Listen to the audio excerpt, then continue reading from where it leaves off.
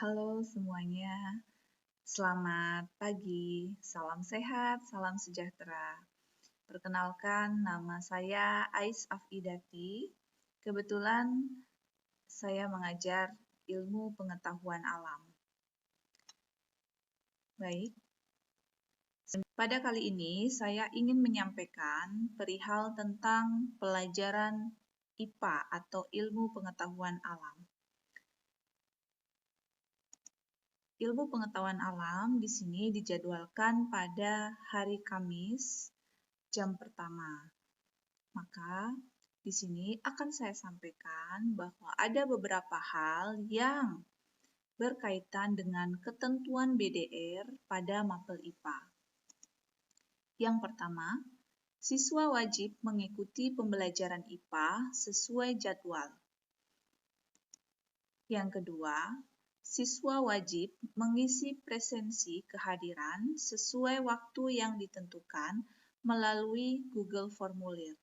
Nanti linknya akan diberikan atau disampaikan oleh wali kelas masing-masing.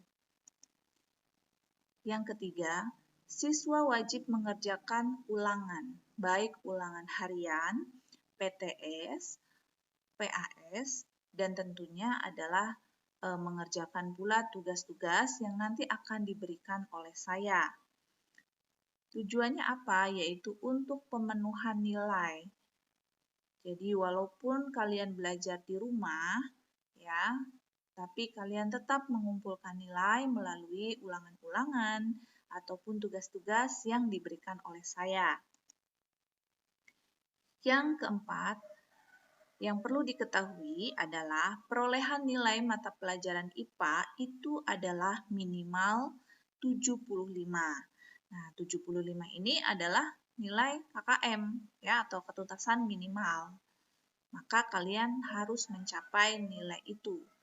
Ya, minimal. Berarti kalau minimal maksimalnya bebas hingga poin 100.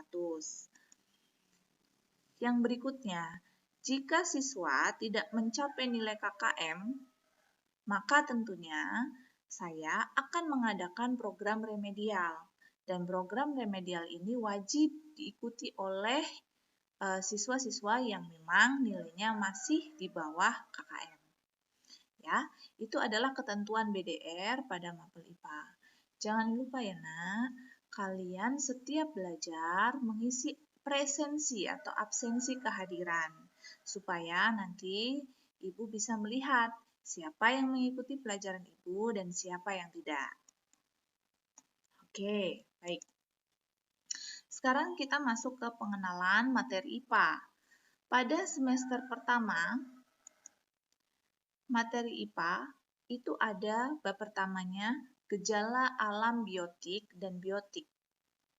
Ya. Nanti kita akan membahas apa sih bedanya biotik dengan abiotik, ya. Oh, berarti yang namanya makhluk hidup itu bisa bertahan hidup karena saling berinteraksi dengan komponen-komponen di sekitarnya. Komponen di sekitarnya itu ada yang biotik itu makhluk hidup ya. Kemudian ada komponen abiotik. Abiotik itu berarti semua unsur yang ada di lingkungan yang mendukung kelangsungan hidup makhluk hidup. Untuk lebih jelasnya bagaimana nanti akan Ibu sampaikan. Kemudian yang kedua, bab kedua itu ada bencana alam dan mitigasi bencana. Jadi kita di sini akan mempelajari hal-hal yang memang sudah kalian pernah ketahui. Ya, berkaitan dengan bencana alam. Di Indonesia khususnya itu sangat banyak atau banyak terjadi bencana alam ya selama ini. Dan bagaimana mitigasi bencananya ya? Mitigasi bencana itu berarti berkaitan dengan pertolongan yang harus dilakukan pada saat terjadi bencana. Nah, yang bab ketiga itu ada komponen dan macam ekosistem. Komponen dan macam ekosistem nanti akan berhubungan dengan bab pertama. Ya. Bab pertama tentang gejala biotik abiotik nanti berhubungan dengan komponen dan macam ekosistem. Karena ekosistem tidak akan terwujud atau tidak akan terjadi kalau tidak ada komponen biotik dan abiotik. Kemudian yang terakhir di bab semester pertama ini itu ada bab keseimbangan lingkungan. Ini juga masih berhubungan dengan bab 3. Jadi suatu ekosistem jika sudah terbentuk dan akan lestari jika keseimbangan lingkungannya mampu terjaga. Tetapi kalau tidak mampu menjaga keseimbangan lingkungan, maka bencanalah yang akan terjadi. Ya, itu adalah sekilas ya atau gambaran dari materi yang akan disampaikan selama 1 semester ini. Mudah-mudahan kalian bisa menerima materi dari saya dengan baik. Maka tanamkan pada pikiran kalian bahwa belajar IPA itu menyenangkan. Oke? Baik. Nah, tadi kan sudah melakukan pengenalan. Sekarang kita langsung saja ya masuk ke bab pertama, yaitu bab gejala alam biotik dan abiotik. Oke. Nah, yang perlu kalian ketahui di sini ada kompetensi dasar. Kompetensi dasar itu berarti kamu harus setelah belajar gejala alam biotik abiotik ini, kamu harus bagaimana? Oh, yang pertama yaitu kamu atau kalian harus memahami gejala alam biotik dan abiotik itu sendiri. Paham gejalanya di mana? Berarti kamu harus respect dengan lingkungan yang ada di sekitar kamu. Kemudian yang kedua, ada mengklasifikasikan gejala alam biotik dan abiotik. Berarti ketika kamu sudah belajar tentang biotik abiotik, kamu harus bisa mengklasifikasikan. Mengklasifikasikan itu sama saja dengan mengelompokkan. Oh, mana sih yang kita lihat bahwa itu adalah gejala alam biotik? Mana sih yang termasuk gejala alam abiotik? Ya, mudah-mudahan bisa dimengerti ya. Oke, baik. Kita lihat peta konsepnya. Apa sih sebetulnya yang akan kita pelajari di sini? Nah, kalian perhatikan peta konsep yang ada di layar. Ini adalah yang akan kita pelajari, bahwa pada pengamatan gejala alam biotik dan abiotik, di sini mencakup atau yang akan dipelajari adalah ilmu biologi. Sudah pasti, kalau membahas tentang biotik dan abiotik, kalian harus tahu dulu ilmu biologi. Ya, apa itu biologi? Biologi itu dari kata bios dan logos. Bios artinya hidup, logos artinya ilmu. Jadi biologi artinya ilmu yang mempelajari makhluk hidup. Nah, ketika biologi ini berdiri, maka dia tidak akan sendirian. Harus ditemani dengan ilmu-ilmu yang lain. Kalian bisa lihat di sini. Oh, ternyata biologi itu akan berjalan jika ada ilmu-ilmu pendukung yang lain. Di antaranya adalah, kamu bisa lihat di sini, ada anatomi. Ya, anatomi itu kalau bahasa familiar kita itu adalah yang bisa kita lihat. Anatomi tubuh berarti semua susunan yang menyusun tubuh, begitu ya. Anatomi tumbuhan berarti yang mempelajari organ-organ tumbuhan. Begitu pula ada fisiologi. Fisiologi itu juga masih berhubungan dengan anatomi, ya. Kemudian ada ekologi, lingkungan. Ya, berarti ilmu yang mempelajari lingkungan. Ada juga genetika. Makhluk hidup nggak akan bisa berkembang biak kalau tidak mengetahui atau tidak ada ilmu genetika. Karena ilmu genetika ini mempelajari tentang keturunan makhluk hidup, ya, gitu. Dan masih banyak ilmu-ilmu yang lain yang nanti akan membantu dalam proses berjalannya ilmu biologi, ya, tentunya untuk menunjang kelangsungan hidup dalam proses gejala alam biotik dan abiotik. Sampai sini sudah paham ya? Kemudian, selain membahas itu, juga akan membahas kerja ilmiah. Yang suka penelitian, yang kepengen menjadi seorang peneliti, maka harus tahu dulu apa itu kerja ilmiah. Kalian bisa perhatikan di sini, kerja ilmiah mencakup metode ilmiah, metode itu cara-cara ya, atau prosedur, langkah-langkah, ya itu metode ilmiah. Ada juga ilmiah, sikap ilmiah, bahwa seorang peneliti itu harus memiliki beberapa macam sikap. Jangan sembarangan. Ingin menjadi peneliti tapi nggak disiplin. Ingin menjadi peneliti tapi tidak jujur. Nah, inilah yang harus diperlukan pada seorang peneliti. Kembali dulu ke metode ilmiah. Pada metode ilmiah, nanti kita akan mempelajari tentang langkah-langkah atau prosedur-prosedur mengenai urutan bagaimana kita melakukan pengamatan sebuah objek. Kamu bisa perhatikan di sini, apa saja sih yang ada di metode ilmiah? Ada masalah, berarti ketika kita ingin mengamati atau meneliti sesuatu objek, maka kita harus tahu dulu masalahnya. Setelah tahu masalahnya, kemudian kita observasi. Kita lihat, kita perhatikan apa yang menjadi masalah dalam sebuah penelitian.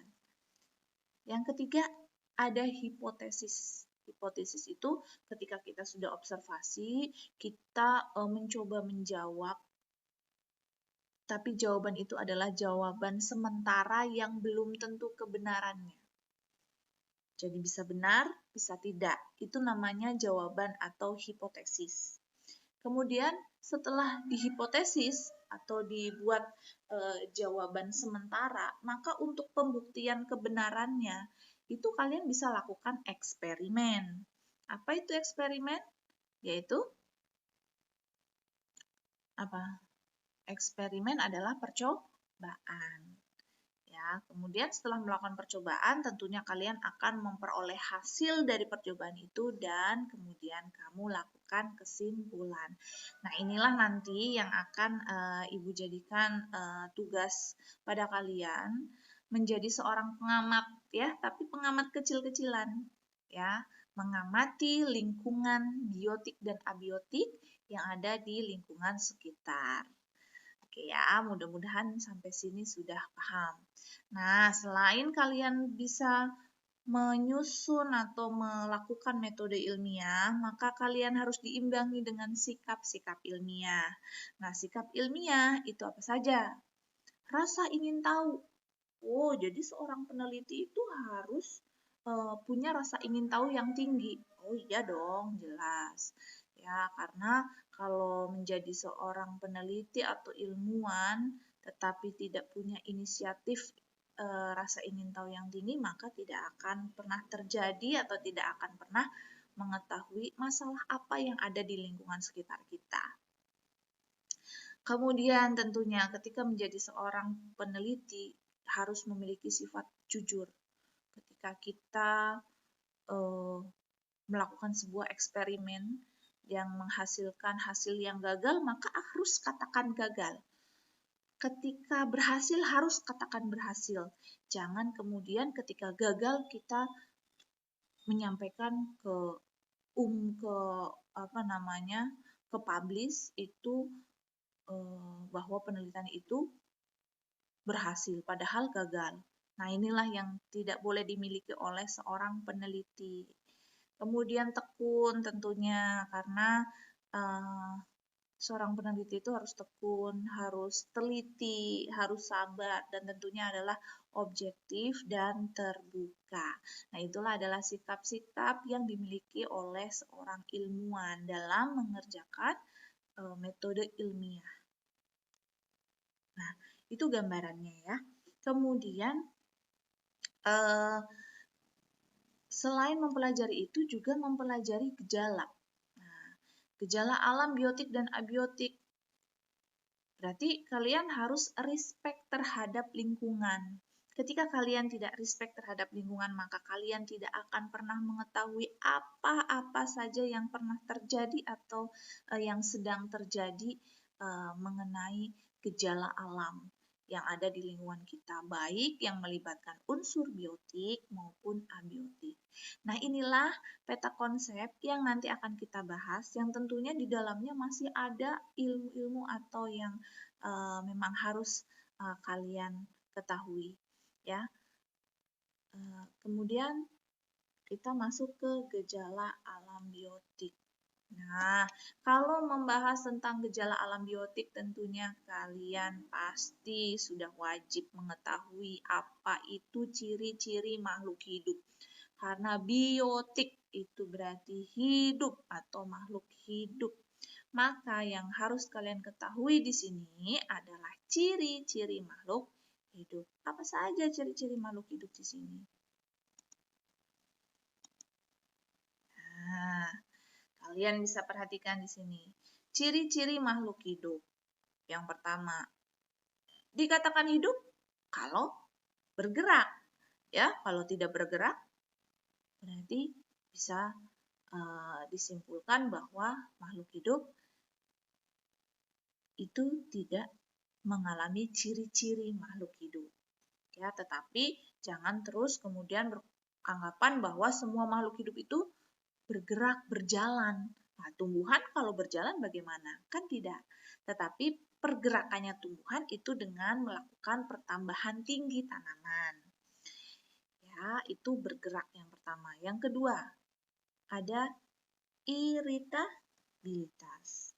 Apa itu iritabilitas? Ya, itu menjadi PR kalian ya, supaya kalian tahu, oh ternyata di mata pelajaran IPA ini ada bahasa iritabilitas. Coba kalian cari ya, apa itu arti iritabilitas. Kemudian yang ketiga ada makan. Makhluk hidup nggak akan bertahan hidup kalau tidak makan atau memperoleh nutrisi. Nutrisi itu berarti unsur-unsur yang menunjang kelangsungan hidup pada makhluk hidup. Nggak hanya manusia, nggak hanya hewan, tapi tumbuhan juga perlu nutrisi. Ya, perlu makan setiap hari. Kemudian ada juga yang penting, itu bernafas. Ya, bernafasnya manusia dan hewan itu perlu membutuhkan oksigen, bernafasnya tumbuhan itu kebalikannya, yaitu membutuhkan karbon dioksida. Maka antara makhluk hidup satu dengan yang lain itu harus saling berinteraksi karena saling membutuhkan. Ada tumbuh kembang. Kan tidak mungkin kalian itu segitu saja, tetapi harus melakukan pertumbuhan dan perkembangan. Oh, kalau tumbuh itu naik ke atas, kalau perkembangan itu berkembang melebar, enggak juga. Perkembangan itu berarti menuju pendewasaan. Enggak harus lebar badannya, tetapi pendewasaan itu bisa pola pikirnya jauh lebih maju, lebih bagus ya. Kemudian bisa menalar dengan baik. Itu salah satu ciri dari perkembangan. Kalau tumbuh, nah bertambah tinggi ya gitu. Kemudian setelah tumbuh dan berkembang, berarti ini akan mencirikan bahwa makhluk hidup itu sudah mengalami pendewasaan. Makhluk hidup yang dewasa itu berarti sudah bisa mulai bereproduksi. Ya, ini bereproduksi. Kalau sudah bereproduksi berarti organ-organ penting di dalam tubuhnya itu sudah bekerja. Ya, kalau makhluk hidup itu bisa beranak pinak. Kemudian selain bereproduksi juga beradaptasi. Tentu makhluk hidup semuanya baik manusia, hewan maupun tumbuhan itu harus mampu beradaptasi. Karena kalau tidak mampu beradaptasi, maka dia akan punah atau akan mati. Kemudian ada juga regulasi. Nah, istilah ini sengaja tidak saya sebutkan karena ini adalah mungkin bagi kalian bahasa baru ya, tetapi ini penting karena semuanya masih berhubungan dengan mata pelajaran IPA. Kemudian ada juga ekskresi ya, pengeluaran ya. Ini juga masih berhubungan dengan ciri-ciri makhluk hidup. Ekskresi, X berarti keluar. Oh, keluar berarti kalau tumbuhan mengeluarkan oksigen. Kalau manusia, hewan mengeluarkan CO2 atau mengeluarkan semua sisa metabolisme yang sudah tidak bisa terpakai lagi di dalam tubuh. Baik, mungkin sampai sini mudah-mudahan sudah dimengerti dan paham ya. Kemudian perlu kalian ketahui bahwa di gejala alam biotik dan abiotik juga nantinya akan membahas mengenai keanekaragaman makhluk hidup yang nanti akan saya sampaikan pada pertemuan selanjutnya. Maka dari itu, di rumah silahkan kalian bisa baca-baca atau mencari tahu tentang keanekaragaman makhluk hidup. Yang sudah punya buku IPA, itu silahkan dibuka nanti bukunya dan dibaca. Kalau yang belum punya, boleh beli. Bukunya seperti ini ya. Ini bisa didapat atau bisa dibeli melalui sekolah. Jadi silahkan, tapi sifatnya tidak memaksa, itu tentunya sebagai penunjang belajar kalian. Namun jika memang tidak memiliki buku ini, berarti kalian harus berusaha untuk mencari informasi sebanyak mungkin bisa melalui media elektronik yang lain. Baiklah, mungkin sebelum saya tutup, ada tugas buat kalian semua di rumah. Setelah membahas mengenai gejala alam biotik dan sudah Bu Ai sampaikan tentang ciri-ciri makhluk hidup dan apa itu gejala biotik, maka di rumah silahkan tugasnya adalah kalian mengamati lingkungan sekitar rumah kalian, ya tidak perlu jauh-jauh, tapi di lingkungan sekitar rumah kalian, dan amati di situ apa yang kalian temukan. Kemudian, setelah kalian temukan berbagai macam objek, maka kelompokkan objek-objek tersebut atau benda-benda tersebut menjadi kelompok biotik dan abiotik. Ingat ya, bahwa kelompok biotik berarti kelompok makhluk hidup, ya. Kemudian kalau yang abiotik berarti unsur-unsur penunjang kehidupan makhluk hidup itu sendiri. Ya, apa sih unsur yang menunjang? Ya, bisa udara, bisa cahaya, bisa tanah, air, dan lain sebagainya. Kalian bisa cari informasi itu melalui media elektronik. Baik, mungkin itu saja yang bisa saya sampaikan pada pertemuan awal kali ini. Saya cukupkan sekian, terima kasih atas perhatiannya dan sampai berjumpa kembali pada pertemuan selanjutnya. Tetap ingat, tanamkan pada pikiran kita bahwa belajar IPA itu menyenangkan. Salam sehat dari Bu Ais, mudah-mudahan kalian tetap terjaga kesehatannya seterusnya. Terima kasih. Wassalamualaikum warahmatullahi wabarakatuh.